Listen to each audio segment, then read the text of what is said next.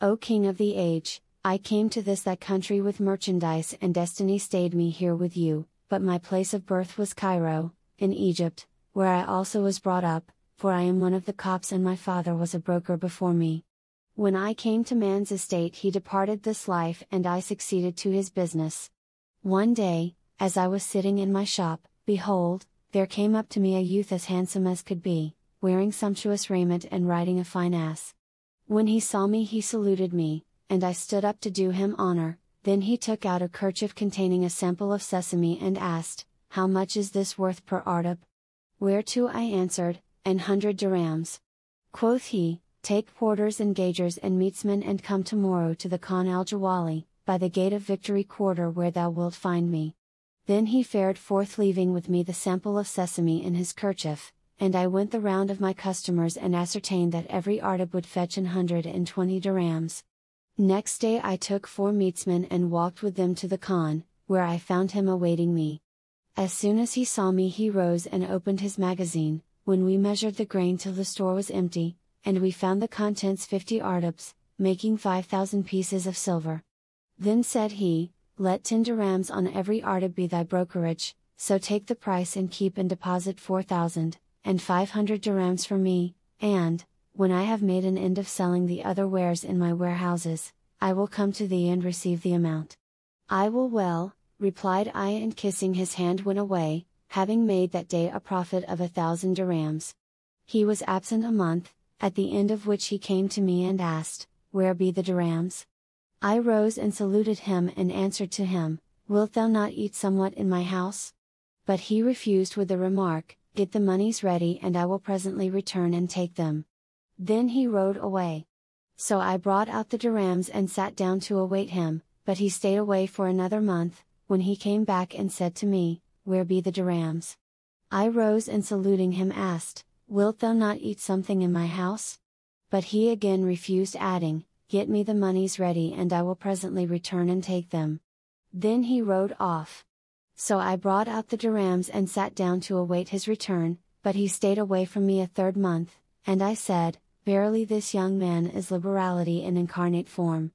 At the end of the month he came up, riding a mare mule and wearing a suit of sumptuous raiment. He was as the moon on the night of fullness, and he seemed as if fresh from the baths, with his cheeks rosy bright, and his brow flower white, and a mole spot like a grain of ambergris delighting the sight, even as was said of such an one by the poet.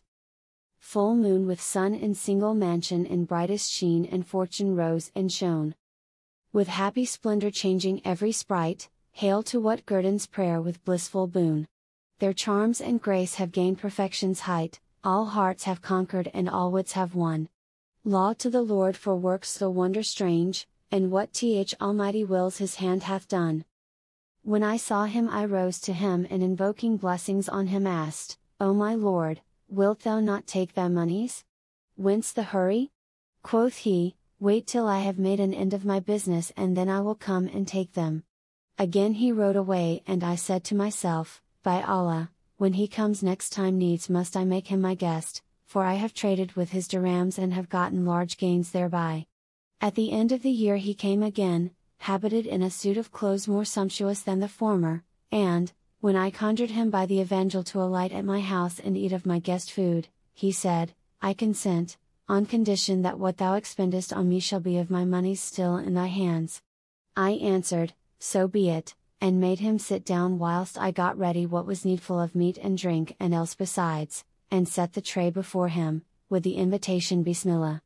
Then he drew near the tray and put out his left hand and ate with me, and I marveled at his not using the right hand.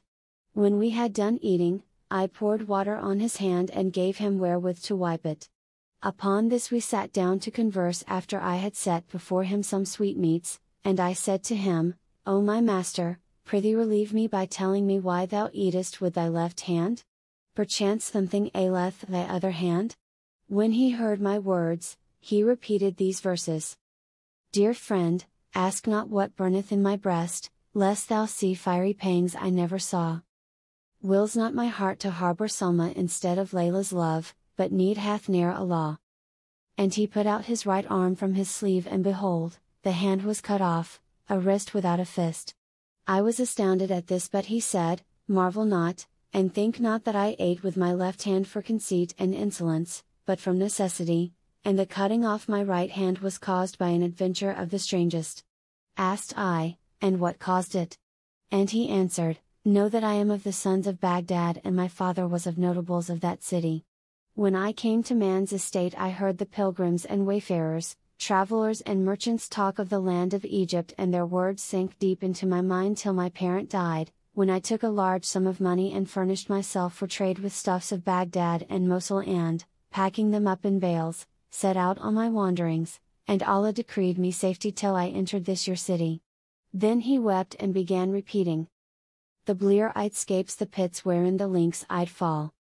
A word the wise man slays and saves the natural. The Muslim fails of food, the Kafir feasts in hall. What art or act is man's? God's will obligeth all." Now when he had ended his verse he said, "So I entered Cairo and took off my loads and stored my stuffs in the Khan al-Masroor. Then I gave the servant a few silvers wherewith to buy me some food and lay down to sleep a while. When I awoke I went to the street called Bayan al-Khazarian between the two palaces, and presently returned and rested my night in the Khan. When it was morning I opened a bale and took out some stuff, saying to myself, I will be off and go through some of the bazaars and see the state of the market. So I loaded the stuff on some of my slaves and fared forth till I reached the Kaysariya or exchange of Jaharkas, where the brokers who knew of my coming came to meet me. They took the stuffs and cried them for sale, but could not get the prime cost of them. I was vexed at this, however the sheikh of the brokers said to me, O my lord, I will tell thee how thou mayest make a profit of thy goods. Thou shouldest do as the merchants do and sell thy merchandise at credit for a fixed period, on a contract drawn up by a notary and duly witnessed, and employ a shroff to take thy dues every Monday and Thursday. So shalt thou gain 2 dirhams and more, for every one, and thou shalt solace and divert thyself by seeing Cairo and the Nile. Quoth I, this is sound advice, and carried the brokers to the Khan. They took my stuffs and went with them on change, where I sold them while taking bonds for the value. These bonds I deposited with a shroff, a banker, who gave me a receipt with which I returned to the Khan. Here I stayed a whole month, every morning breaking my fast with a cup of wine and making my meals on pigeon's meat, mutton and sweetmeats, till the time came when my receipts began to fall due. So, every Monday and Thursday I used to go on change and sit in the shop of one or other of the merchants, whilst the notary and money changer went round to recover the monies from the traders, till after the time of mid-afternoon prayer, when they brought me the amount, and I counted it and, sealing the bags, returned with them to the Khan. On a certain day, which happened to be a Monday, I went to the hammam and thence back to my Khan, and sitting in my own room broke my fast with a cup of wine, after which I slept a little. When I awoke I ate a chicken and, perfuming my person, repaired to the shop of a merchant hight Badr al-Din al-Bastani, or the gardener, who welcomed me, and we sat talking a while till the bazaar should open. Presently, behold, up came a lady of stately figure wearing a headdress of the most magnificent, perfumed with the sweetest of scents and walking with graceful swaying gait, and seeing me she raised her mantilla, allowing me a glimpse of her beautiful black eyes. She saluted Badr al-Din, who returned her salutation and stood up, and talked with her, and the moment I heard her speak, the love of her gat hold of my heart. Presently she said to Badr al-Din, hast thou by thee a cut piece of stuff woven with thread of pure gold? So he brought out to her a piece from those he had bought of me and sold it to her for 1,200 dirhams, when she said, I will take the piece home with me and send thee its price. That is impossible, O my lady, the merchant replied, for here is the owner of the stuff and I owe him a share of profit. Fie upon thee, she cried, do I not used to take from the entire rolls of costly stuff, and give thee a greater profit than thou expectest, and send thee the money? Yes, rejoined he, but I stand in pressing need of the price this very day. Hereupon she took up the piece and threw it back upon his lap, saying out on thee. Allah confound the tribe of you which estimates none at the right value, and she turned to go. I felt my very soul going with her, so I stood up and stayed her, saying, I conjure thee by the Lord, O my lady, favor me by retracing thy gracious steps. She turned back with a smile and said, For thy sake I return, and took a seat opposite me in the shop. Then quoth I to Badr al-Din, what is the price they ask thee for this piece? And quoth he, 1100 dirhams. I rejoined, the odd 100 shall be thy profit, bring me a sheet of paper and I will write thee a discharge for it. Then I wrote him a receipt in my own handwriting and gave the piece to the lady, saying, take it away with thee and, if thou wilt, bring me its price next bazaar day, or better still, accept it as my guest gift to thee. Allah requite thee with good, answered she, and make thee my husband and lord and master of all I have. And Allah favored her prayer. I saw the gates of paradise swing open before me and said, O my lady, let this piece of stuff be now thine and another like it is ready for thee, only let me have one look at thy face.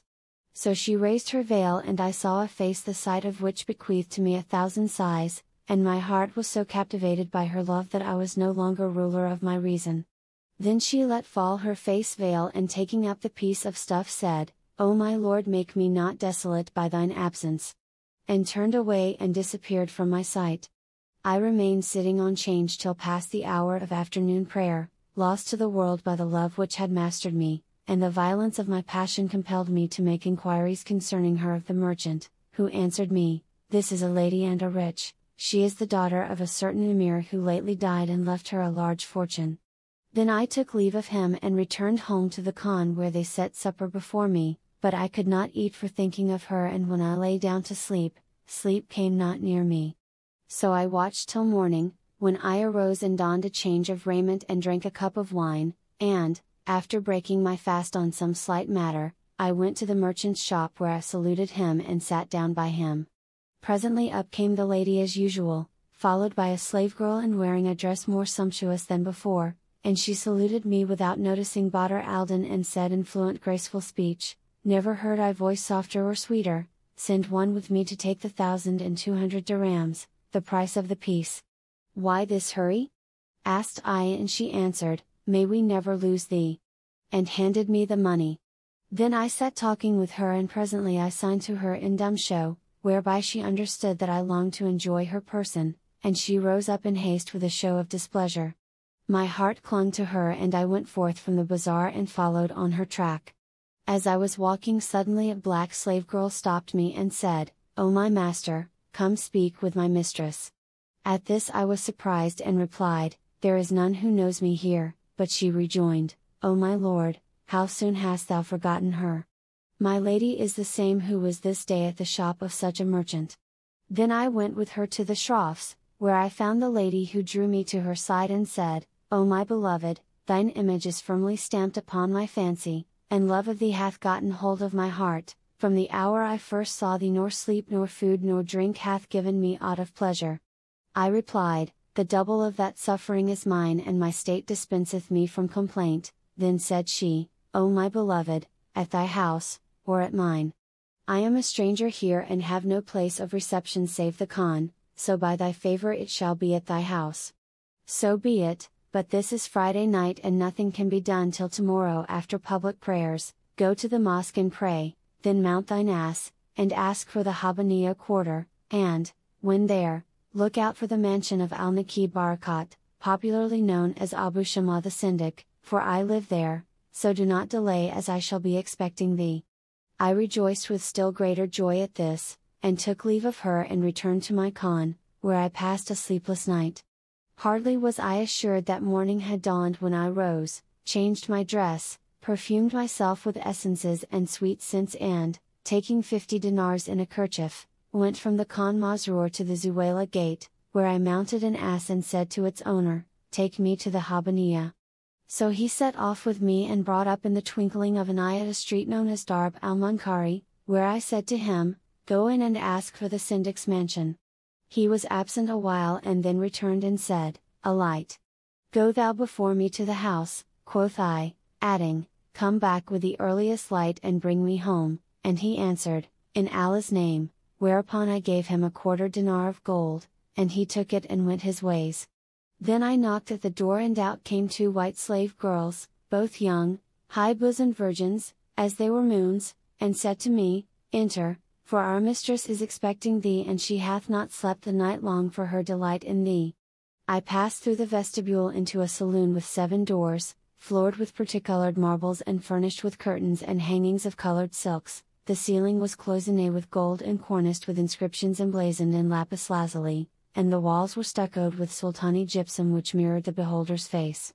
Around the saloon were latticed windows overlooking a garden full of all manner of fruits, whose streams were railing and rilling and whose birds were trilling and shrilling, and in the heart of the hall was a jetting fountain at whose corner stood birds fashioned in red gold crusted with pearls and gems and spouting water crystal clear. When I entered and took a seat, and Shahrazad perceived the dawn of day and ceased saying her permitted say. Now when it was the 26th night,